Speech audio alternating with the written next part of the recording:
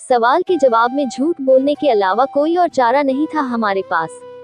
खीर में नीचे बैठा था और अपनी दोनों टांगे वी के आकार में खोल रखी थी। मैंने आशु को ठीक बीच में बैठने को कहा। आशु बैठ गई और अपना सर मेरे सीने से टिका दिया। हम दोनों ही आसमान में देख रहे थे। चांदनी रात में टिमटिमाते तारे देखने का मजा ही कुछ और था। ऊपर से चारों तरफ सन्नाटा और हल्की हल्की हवा ने समा बांध रखा था। आशु जानू, आपको पता है आज क्या हुआ? क्या हुआ? मैंने आशु के गाल को चूमते हुए कहा। आशु ससस, मेरी सहेलियां कह रही थी कि मैं मोटी हो गई हूँ। मैं शिकायत कर रही हो या कॉम्प्लीमेंट दे रही हो? Ashu compliment. I feel you are ready to be a mother. Ashu सच? तो कब बंद करूँ वो प्रेगनेंसी वाली गोली लेना? उसने मजाक में कहा। मैं पागल, मैंने आशु के दूसरे को गाल को चूमते हुए कहा। आशु ससस, सच्ची जानू, आपने मेरे बदन को तराशने में बड़ी मेहनत की है। मैं आशु की जुल्फों की महक सूंघते हुए बोला।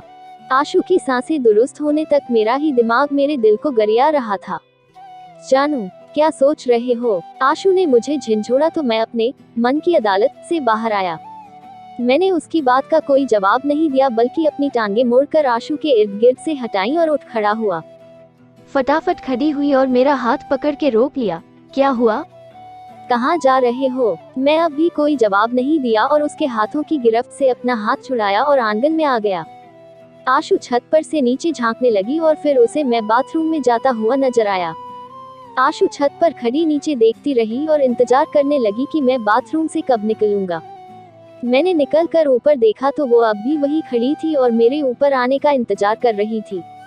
मैं अगर उस समय ऊपर जाता तो वो मुझसे पूछती कि मेरे उखड़ जाने का कारण क्या है, और तब मेरा कुछ भी कहना बवाल खड़ा कर देता, ऐसा बवाल जिसे सुन आज कांड होना तय था।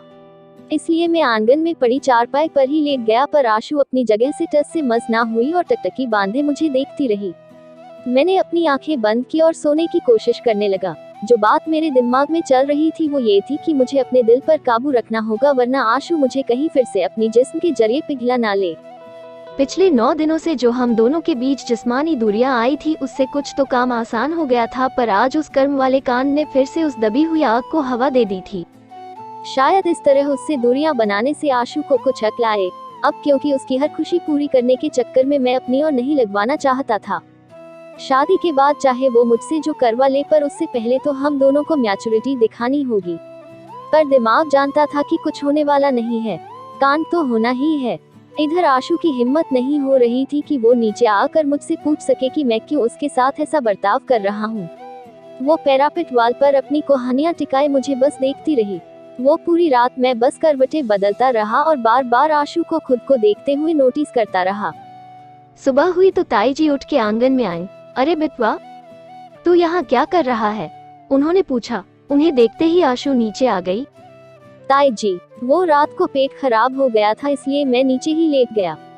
मैंने झूठ बोला। ताई जी मेरे पास बैठ गई और आशु बाथरूम में नहाने घुस गई और फ्रेश होकर चाय बनाने लगी।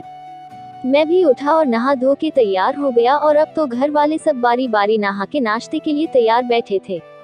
सागर, गोपाल भैया तुम लोगों के साथ जाएगा? ताऊ जी ने कहा और मैंने बस जी कहा।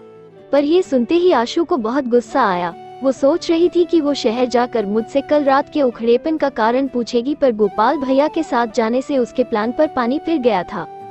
पर मुझे तो जैसे कोई फर्क ही नहीं पड़ा था। नाश्ता करके हम तीनों निकले और बस स्टैंड तक पैदल चल दिए। आशु पीछे थी और आगे आगे मैं और गोपाल भैया थे। वो अपनी बातें किए जा रहे थे और मैं बस हाँ हुनकुर ही कर रहा था। बस आए और हम तीनों चढ़ गए। आशु तो एक अम्मा के साथ बैठ गई। हम दोनों खड़े रहे और कुछ देर बाद हमें सीट मिल गई।